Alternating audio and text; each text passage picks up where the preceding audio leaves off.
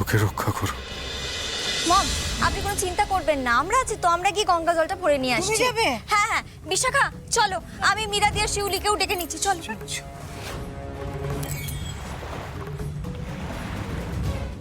অদিতি, একদম না, তুমি জলের কাছে যাবে না। তুমি তুমি বরং মায়ের সাথে এখানে পুজোর দিকটা সামলাও, আমি জল নিয়ে আসছি।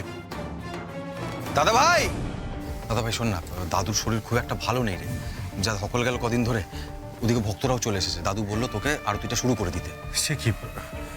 এই যে আজ তুই গোস্বামী বাড়ি থেকে বেরোচ্ছিস না অদ্বিতীয়া, এই বাড়ি থেকে এটাই তোর শেষ বেরোনো। এরপর যদি তুই ফিরে আসিস তাহলে শুধু একটা মৃতদেহ হয়ে ফিরে আসবি। অদিতি আর কোনো ক্ষতি হতে দিও না প্রভু, ওকে রক্ষা করো, রক্ষা করো। আজই ডাউনলোড করুন আর এনজয় করুন আপনার পছন্দের শো।